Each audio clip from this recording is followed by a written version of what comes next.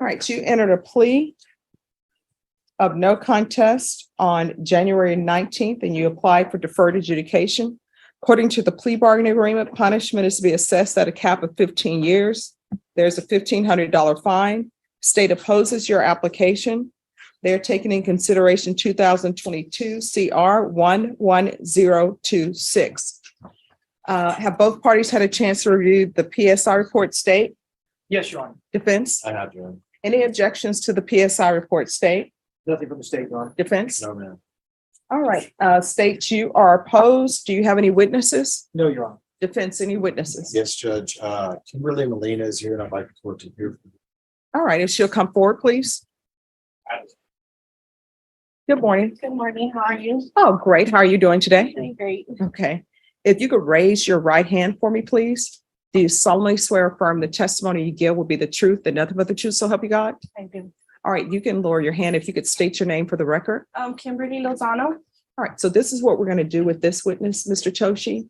If you could let her stand closest to the court reporter just to make it easy for her to hear. Of course. See, Diana, I'm trying to make days better for everyone. Ms. Lozano. All right, defense? Thank you. Ms. Lozano, thank you for coming down this morning. Tell Judge Boyd how you know Julian. I know Julian because I'm friends with one of his brother's girlfriends. So I've known him for about 6 years.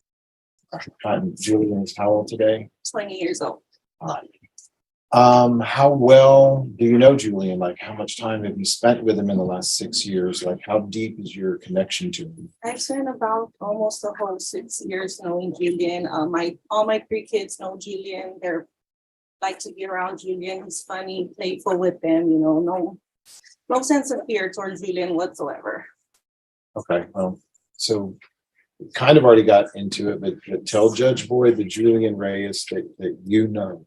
Yeah, the Julian Reyes is not the one that committed these crimes. He's always in the house, you know, he likes to play just outside. When he wasn't on monitor, he would like to go play basketball, you know, do normal kid things. It wasn't even like this type of person is not him. He's very playful with my kids, likes to be outside like a normal teenager, even though he's 20. And just to be clear, we're not saying that he didn't do these things. We're saying that Yeah. this is not the. This is not the Julian that I know whatsoever. Okay. How old are your children? 10, 9, and 2. And does Julian have a relationship with them or know them? Yes, he knows them. Are they fearful of him, or would you be fearful of Julian being around them? No, I would not. They're not fearful of Julian. I would not be fearful to have them around him. Have you ever seen or known Julian to be violent in any way? No violence. Julian has never been violent that I've seen. Does Julian have some issues that you're aware of that need to be addressed? I feel like he does have not a big drug issue. I mean, he does not like he's taking drugs every day. It's just when he's going through something, this happens and he takes something, but it's not like if he's on drugs every single day of the week or anything like that. So no drug problem. He has a drug problem, but not where I would say every day, like he's so bad and danger to people. Does Julian have a support network? I would feel like he needs a little bit more support, a little bit more guidance. I'm sorry, could you keep your voice up? Sorry. I feel like he does need a little support system, a little bit better of a support system, maybe some guidance. Like I've talked to him while he's been in jail and I've offered to be there for him, you know, and out and help him more, guide him on the right way, because he doesn't really have too much of that. And he has parents, though. He has parents, What yes, happened? parents, older brothers. So he does have a support system in place. Yes. What happened to his father? Do you know? Oh, his father had got killed. Shot and killed, yes. Today we brought some pictures down and we've looked at these together. What are these pictures of? This is one time, I think this was during Christmas, and that's Julian with his niece, and Julian with his son, again with the niece, and then his 2 older brothers and his mom. Okay. And Judge, I don't have these marked, but I would like for you to. And state, do you have any objection to the court reviewing photographs? No, Your Honor. All right, the court will review the photographs that have been tendered. If Julian were to receive probation by the court, are you somebody that would be willing to be part of his support group, help him in any way Yes. that he might need? Yes, of course. All right, Judge, I don't have any other questions of Ms. Lozano, and pass to Mr. Garrett. Thank you, Mayor. You're, Yes. Ms. Lozano? Lozano, yes, Yes, ma'am. I mean, you're stating that, Mr. Reyes is around your children, yes. or was rather. But you're aware that he takes Xanax roughly, 2 to 3 times a week? I mean, when the time when I was around Julian, he wasn't like that. So, Well, what about the times when he's around your children no, he's not on Xanax. that you're aware of? Yeah, that I'm aware. And I would pretty much know because he's a completely different person. Completely different person. Yes. On drugs. Mhm. And then also you're smoking 6 blunts daily of marijuana. You're aware of that? Yes, Okay, around your children or not not? around my no. So how are you aware of that though? Well, because I would talk to him, so I would know that he was doing that, but I wasn't there. Okay. And then you also know that he would snort cocaine about 1 gram per month. Mhm. You're aware of that? Well, yeah, because if I would talk to him, I would know that he was doing that, but not Yeah. around him. At that time, you wouldn't allow him around your children then? I mean, I wouldn't go around because I just don't do that stuff, so that's why I wouldn't go around and be around that. And you've known him for how many years? 6. No further questions, John. Any further questions? I have a question. What is the sign language that's being used in this photograph by the defendant? Does anyone want to address that? It looks like he's just saying okay to me. Well, I mean, that would be okay if there wasn't the W. You could ask Mr. Reyes, Judge. He's going to speak to you. Okay. All right. Thank you. Thank you for coming in to testify. All right, defense. Judge, I don't have any additional witnesses. Mr. Reyes would like to address the court, but before that, I'd like to address the court if I could. Yes. So, obviously, a bit of a large ask from the court. You've got a very young man with no criminal history that kind of comes off the blocks with some really big cases. And I'm not making any excuses. Julian has owned up to what he did. He did what you read in the PSI there. He set these things up. He had a weapon. We're not in any way trying to minimize that, but Julian is a 20-year-old kid who does have a bad drug problem. He really does. He's never been in denial about that. And it's gotten the better of him. And like I tell all my clients, either you control it or it controls you. And clearly these drugs, I'm not saying they made him go out and do that, but what I am saying is they certainly affected things that he was doing and the way he was thinking. I can tell you from the bottom of my heart, this kid is so remorseful about what he did and of course the situation he's. He does have his own dependent. He has a lot of stuff inside him, Judge, that you're going to hear about that really needs to get addressed. He needs more than drug counseling. He needs some real serious psychological issues. I think he probably has undiagnosed PTSD from a couple different things. Never made it to high school. I just feel like if you put him in prison, you're just going to, lack of a better way of saying it, throwing a kid away. I really believe it. A kid that wants help, a kid that needs help, and I think a kid that really could benefit from help. And so I understand there are victims. I understand how serious this is, but he's 20 years old and he's crying for help, and I hope you give it to him. His father was murdered. He wasn't there for that, but his father was murdered in Mexico, and that had a deep impact on him. And we talked about it. When he was 14, he witnessed a family member get murdered as well. And I know that had a deep impact on him. He's carrying around some large, heavy bags that he doesn't know what to do with. And then I think they led him down the path to drugs and the path to this violence. I believe his family when they say this is so far from the Julian they know, guns and violence. He truly is a really just kind But of. didn't they address his issues in 2016? Because he was on probation in 2016 for retaliation. Then he had marijuana probation in 2017. I don't know what they addressed back then, Judge. I didn't represent him.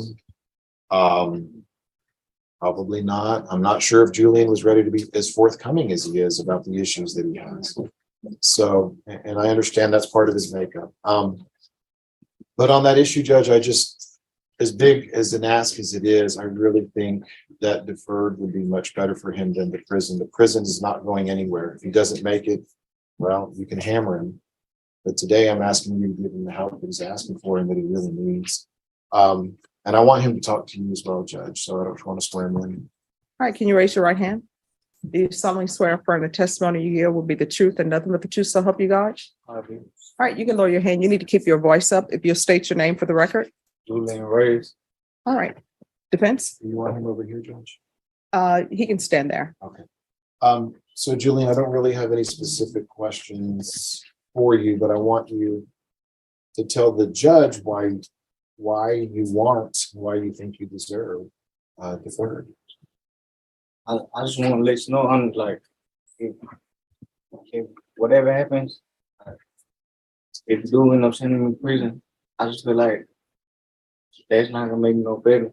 But if I'm not saying for you not to do that, but I feel like I do need a chance because I never had no guidance in my life, and I do have a baby boy out there. And I just want to be there for him. I know what I did was wrong, and I do take full responsibility on what I did. Because I know nobody should have, do that but like, and I do take those drugs, those pills, that I do have a problem like on those pills. And by like seeing my brother die, like really that made me go like more into deep in it. But when I'm on those pills, I'm not the person who I am, like how I am right now. But I feel like I do need a chance, and as I've been here for 5 months, I've been talking to God, and like I just feel like I got to do right, and I know I can. You have a drug problem? Sure, Or are you asking for help? feel mental for help. That's all the questions I have, and just, Julian is not the most articulate Oh, just person. 1 second. State has questions. And Mr. Reyes, you said you've never sort of had a chance here, but you were arrested in 2014. Do you recall being arrested for theft? With that, Yes, sir. The case was reviewed and closed. Do you remember that? at school, Okay. Yeah. And then also 2015 for criminal mischief. The case was rejected, but you were arrested for that. Remember that? was criminal mission. Meaning that you damaged something. All right, so I'm gonna need you to speak up, okay? Pretend like it's okay if you speak like you're outside. I always tell people, the person who's the farthest person in the audience, talk loud enough so they can hear. Um, All right. Criminal mischief, the question was from Mr. Reyes was, what was criminal mischief? It means that you damaged something that wasn't yours. Do you recall that back in 2015? I don't remember. Okay. Then you also were placed on probation for retaliation back in 2016. Do you recall that? I don't know what the retaliation is for. I remember saying something at school. Okay, but you were on for 6 months probation, it states. Do you remember being on probation for 6 months? Okay, so you had a chance then to correct your ways, right? I did. Okay, and you did not. Is that correct? Straight. Okay. And then also you got picked up in 2017 for possession of marijuana, and you also had 9 months probation back in 2018. You do recall that, right? So And at that time, you had a chance to address your drug problems, and you chose not to. Is that right? I did, but that was before my brother had passed away. Okay. So you're stating that you committed these 2 ag robberies because your brother passed away? I'm not stating that. I'm stating because I had started doing pills a whole lot. Okay, but you do remember committing these two. I mean, these 2 ag robberies happened. One happened in January of 2021. The other one happened in September of 2022. You committed 2 different ag robberies with a gun, right? So Okay. No further question, John. All right, so I have a question. What is the sign language? I'm not sure. He's asking you with your hand, or what is that? it's just something me and my brothers just, Yeah, but what does it mean? like brother love. That's not according to American Sign Language.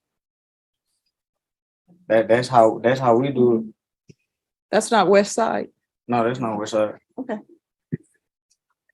Alrighty. Well, brotherly love with the W.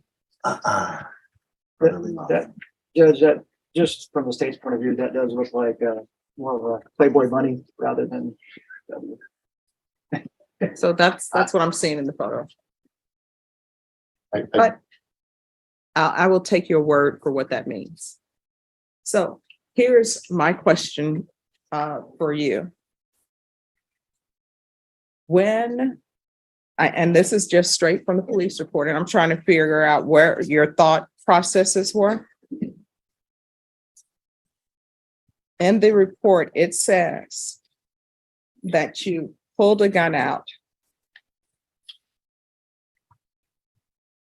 Let me go to the exact thing it says.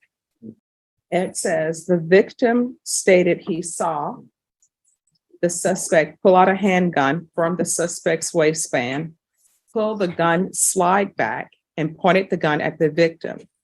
Suspect then said, "Give me the phone, drop it on the floor, don't try anything or I'll bust a cap."